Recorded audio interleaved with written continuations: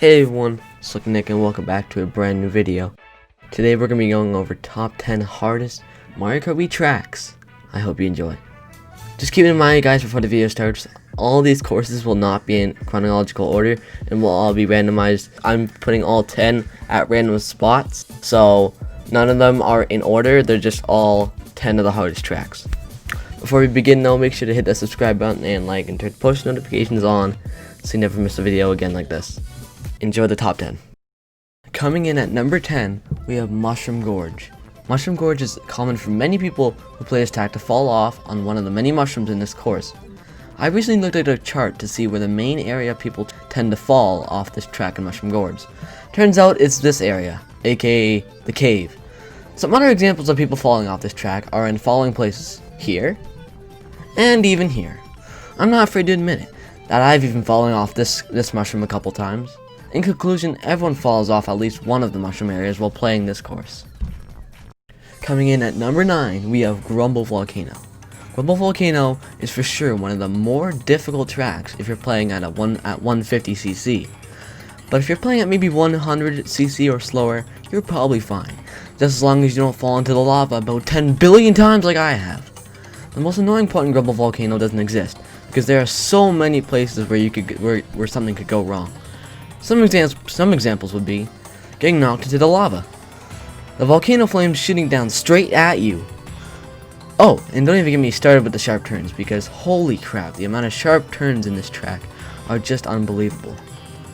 So shout out to all the people that are world records holders for this track, because that takes some serious talent. Hashtag not including the secret way. Coming in at number 8, we have Bowser's Castle. Bowser's Castle for the Wii is definitely one of the hardest Bowser's Castle in all of the Bowser's Castles there are. Let's first pick the elephant in the room, as there's almost a thwomp in every room, not including the giant Bowser room, of course. Another thing you will notice right away is that if you look at the mini-map, it's shaped like a rectangle type shape, and every time you turn on one of those 4 slides, it can be very tight. Like you have to slow down to turn properly or you might just hit a wall if you don't slow down. The big Bowser room for sure tests your ability to see if you can half pipe or not.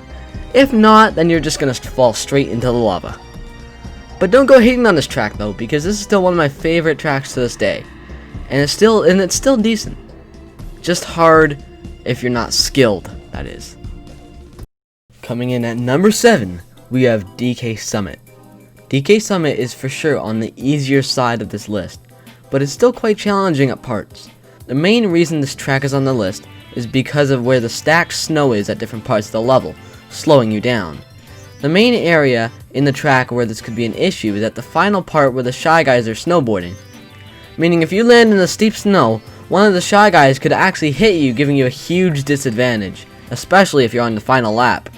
The best way to pass this part is to follow this outlined path that's left on the snow, where you can do a few half-pipe jumps and avoid the Shy Guys and the snow at the same time. Most of the other parts on the track are quite simple, just as long as you stay in control and don't go too fast.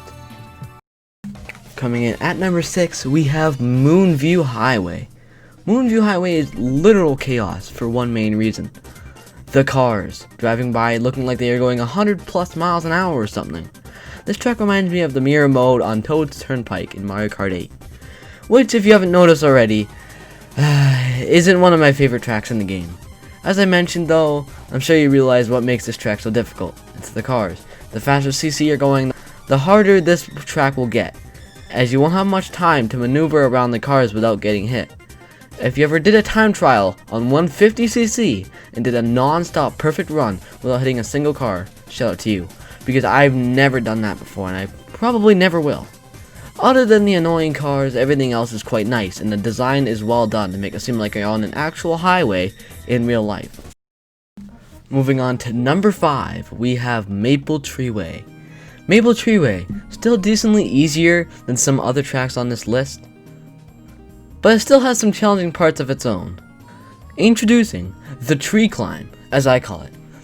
This part in the level can be very annoying and is very easy to fall off if you don't drift right, leaving Lakitu just picking you up like a fish, like I caught a fish or something, leaving you a really big disadvantage. especially if you're on the final lap. Some other annoying parts in this track can be for sure the wigglers, which will move to stop you from going forward, making you turn different directions to dodge them from hitting you. Off topic though, my favorite part in this level is at the end, where I always shake my remote like 10 times in 2 seconds, so I can do super cool jump tricks on this rope thing, or whatever it's called. Moving on to number 4, we have Wario's Goldmine. Wario's Goldmine 100% reminds me of Rainbow Road, because of the decently sharp turns, but more the fact that there are barely any rails to lean against. So you're going to fall off the edge quite easily if you don't know how to stay in control with your kart or bike yet.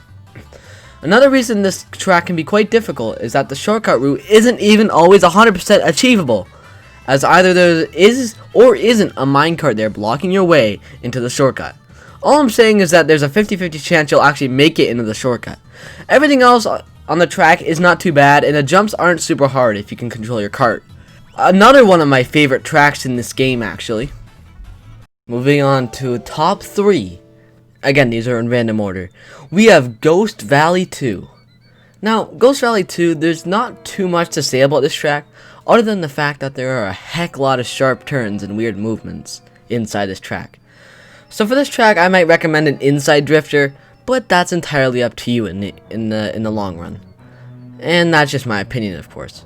If you wanted to attempt a little shortcut in this track, a good way to do it would also use an inside drifter, so when you turn back onto the track after the shortcut, you won't drift your way right off the track. Coming to number 2, we have Dry Ruins. It is one of the harder, I would say, on this list, because it has a variety of obstacles to pass in order to obtain that first place the entire time. Starting off obvious, we have the Spinies, who are scattered all around this map, moving left and right to prevent you from moving forward. Another really cool feature, also kind of difficult part, is the sand that falls from the roof in the Dunes Castle, or whatever it's called.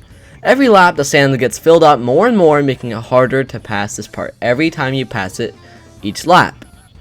This track has some somewhat tough jumps, especially the half pipe jumps when you enter the castle, so just be careful on this track. Now, at our number 1 spot, Rainbow Road. If you already didn't expect this, number 1 on our list, I saved it for the best for last, being Rainbow Road. Rainbow Road has dozens of places you could fall off, and it's known for not having its railings on the side, so that way it's easier to fall off. A few examples of the most common places people die or fall at is everywhere. Legit, every area in this place has a place you can fall or die at. Rainbow Road is sure to be one of the hardest tracks ever made in Mario Kart, and that's how the tradition is, always making Rainbow Road super difficult.